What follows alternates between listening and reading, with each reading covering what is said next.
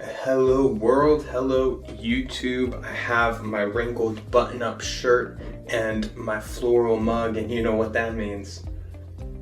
That means it's marketing time. I don't know why it means it's marketing time, but it just does, just go with it. Within this video, I'm going to go over a ton of super helpful tips and tricks on how to get your music heard. The world of music and the entertainment industry has gone through as many, if not more, changes than any other industry in the world in the last few decades.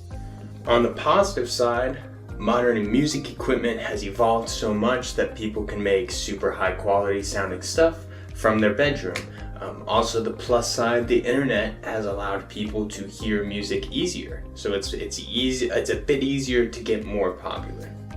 The downside, unfortunately, kind of outweighs those positives in the sense that revenue sources for artists and labels alike have been drying up like crazy. Just even think about it, right? In the last 20 years, in the last 10 years, $10 for a CD, to $1 for a song on iTunes, to now 0.002 cents. It might even be 0.0002 cents per stream. You can see gradually decreasing profit for your music. Now, I know we have a lot of musicians here, and me using some of this business jargon kind of is probably weird, a little counterintuitive, but that is something that I super have to stress to you. In order to be a successful independent musician, you have to create the opportunities, the paid for opportunities that a label would be providing for you as an artist. Ultimately, in order to be a musician in life, you're gonna have to find a way to make your music earn money. Your music is the product. Your style, your image, you are the product in the entertainment industry. And that may sound weird, but it is essential that you think about it in those terms for this video and beyond. You are in the business of music as a musician. Don't forget that. I actually have a book coming out pretty soon, Music Marketing 101. Hopefully it's coming out soon. I guess we'll see when I decide to stop being so lazy. We'll go into all of these concepts in super deep detail. Make sure to subscribe for updates on that as it comes out. But for this video alone, we're just gonna go over some basic tricks. We're gonna get into the niche and the marketing side and the business side. So we'll go over some things that you haven't heard of for sure. However, this is just the basic overview to get you started on your journey. Let's get into it. The first topic that we're going to go over in today's video is playlisting.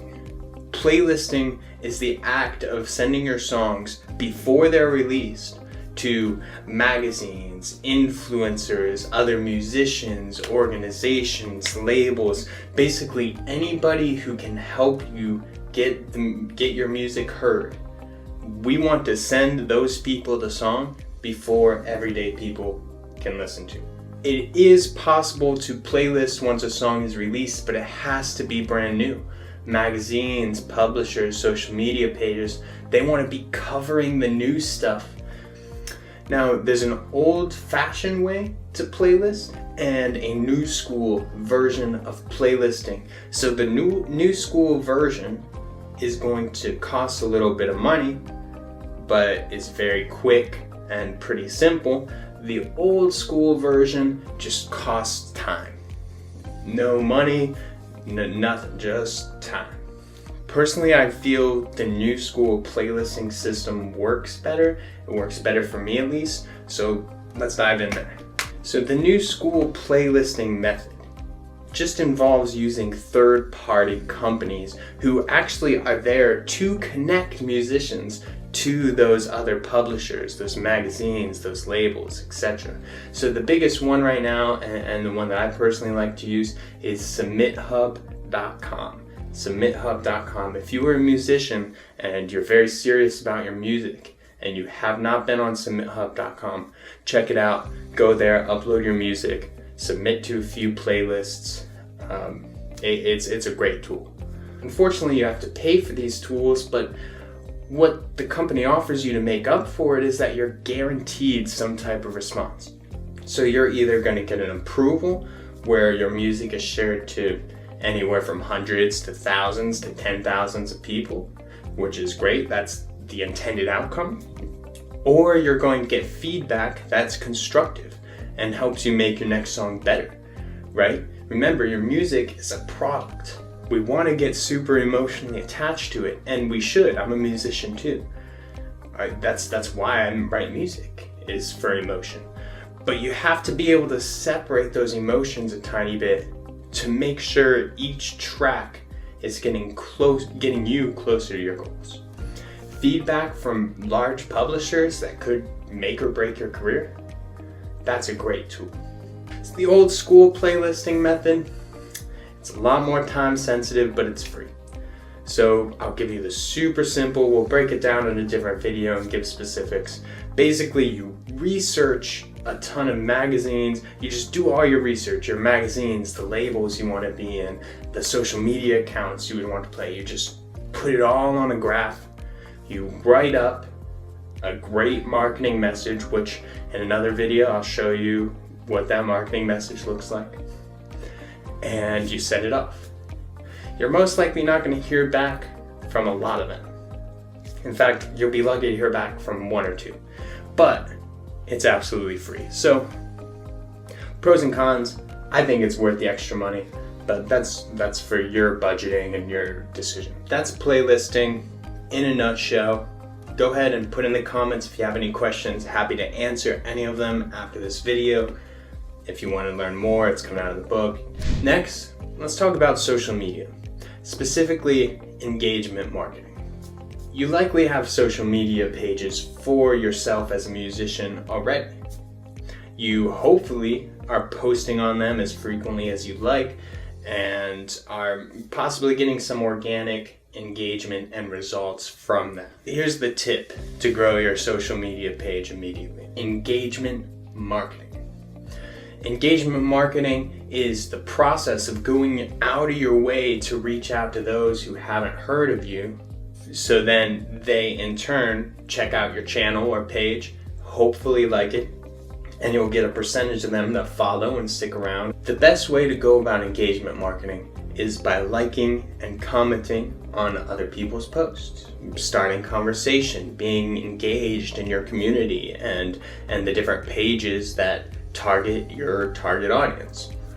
The caveat to liking and commenting as your form of engagement is if you're someone that just doesn't use social media very much as a personal use item. If you're not a consumer of social media and you just want to produce content, it's harder to be an engager because it's not a natural instinct to go on these apps and communicate with others and like and engage. It becomes a major task if you are not into the action itself. That being said, engagement marketing is still super important, and it's a great way to get free eyes on your content. So if you're one of those people, kind of similar to me, where you don't use social media or don't enjoy the idea of going on there and talking to a bunch of people, then maybe you do want to do a follow approach. Follow 100 people a day on Instagram and you'll get 10 of them to follow you back. Of those, 8 of them will watch your content. Of those, 7 of them, 6 of them, 5 of them will like your content. 5 people every single day liking your content, that adds up. It's about persistence, it's about numbers if you want to do the engagement marketing style. Now, remember, you are coming off as less genuine when you do the follow approach, but I do think that if you're not going to keep up with the other approach, the proper approach, the likes and comments approach, then just doing simple follows, unfollows every day, it keeps it really short. It makes it a much more feasible marketing task. Engagement marketing. So now we're going to talk about advertising, which is specifically a paid form of marketing, but an inexpensive form. So don't necessarily click away. Before I talk about paid advertising, I want to talk about target audience, because your target audience, if you are paying money for ads, you want to make sure that you're getting the right people to listen to your song. You don't want to just be wasting money promoting your indie rock to Katy Perry fans, or promoting your Katy Perry to indie rock fans. It's simple as that. You're just wasting money. So you want to make sure you really hone in on a target audience. So there are two types of target audience you're looking for. There's your listener target audience. Okay, so that's going to be people finding your similar artists, thinking about the people that you are inspired by and have a slightly similar sound to, and making sure that the people that like them are the target to hear your music. So that's your first target audience group. Your second target audience group is actually going to come from, it's actually your own fans. That is the target audience for any show marketing or merch marketing or whatever your plan to make money from music is. There's a target audience of people that already listen to your music that you want them to do that action. So you have two target audiences. Let's focus on the first, the similar artists. Personally, I think the best way to get your similar artists, unless you have this super weird niche sound, is to look at your inspirations and ask those around you. Simple as that. Now we understand target audience. It's pretty simple. Let's talk about advertising and the different forms of advertising that are available to us as musicians. All of these types of advertising may eventually have their own videos if you guys want more of this content, but the three main types of advertising that we're going to be looking at are going to be your Facebook, Instagram ads, one. So that's going to be, I put them together because they're through the same platform. Your Google ads / YouTube ads category. Last but not least, in fact, possibly the best, depending on your situation, is Spotify ads.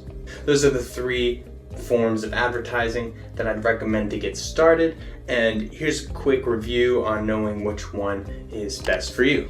So YouTube and Facebook ads are the cheapest of the three.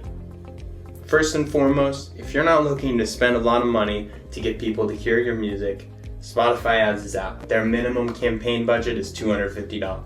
I will say that the biggest pro of Spotify is you have the advertising on a platform that converts listeners. With any advertising that you do, you want to understand how much per dollar it took to get someone who not only liked the song or listened to it once all the way through, but people who are repeat engaged listeners. Spotify is a great platform for that, because if people like the song, then they are instantly on the music app that they listen to the most. The problem with YouTube, Facebook, all of these other forms is that you're getting cheaper views, but in order to get someone to listen to your music on a day-to-day, they just have to love it so much that they stop their internet scrolling, go to Spotify, and actually follow or save your song. It sounds doable, but cross-converting platforms, you lose a lot of people. So it's really nice to advertise on Spotify itself. All right, now let's go in the two most realistic options. You got YouTube ads and Facebook ads. Both forms are super viable. One thing that I'll say is with YouTube ads, you have to have a music video. It has to be high quality. You have to be putting out content that will convert. I highly recommend YouTube ads over Facebook ads, just because YouTube is a platform that actually pays you. Like, to have a YouTube subscriber means much more than a Facebook page like. That's first and foremost the reason. Secondly, you can search through Google ads. You have more detail on who your target audience is. Let me know if you want me to make a video going over the comparisons in more detail. The next aspect you don't have to quite do, but it's really important if you're ready to take your music to that next level. It's creating a website. It's developing your merch. It's actually making the products that you're going to sell and earn money off of to be a professional independent musician. So this starts with a basic website. This video is not sponsored by Wix, so I'm not cutting into a Wix or Squarespace advertisement here. But if you don't have a preferred website builder, then let me know. I'll give you some recommendations. But it is important to go to website. And of course, there's so many details that go into making the perfect artist website. I recommend for beginners to just find a template, a musician-based website template, and just run with that for now. In my bullet points for this video, I have to go over analytics and how important they are. Like I mentioned, you don't want to be, if you're spending money on advertising, you don't want to just be throwing it at the wall. You want to analyze, reevaluate, adjust, refocus. You want to make sure that your analytics are set up in a way that you understand and can increase, like you can test if this target audience or this target audience is better, and look at those analytics and know from here on out, I'm only going to spend money for this target audience. All right, last and not least for this particular video, I would like to talk about sync licensing. Sync licensing is a fantastic way to get paid for your music. This is kind of similar to playlisting in the sense that you're relying on third-party companies. You're just sending them your music and hoping that they take it. Sync licensing is people paying for the ability to make money themselves off of your music. Totally cool. That's a fantastic way. In fact, there are musicians who make vocalless music, even if they're great singers, just because their whole strategy is sync licensing. They just want, they're creating feeling music. They're trying to capture emotions for specific movies.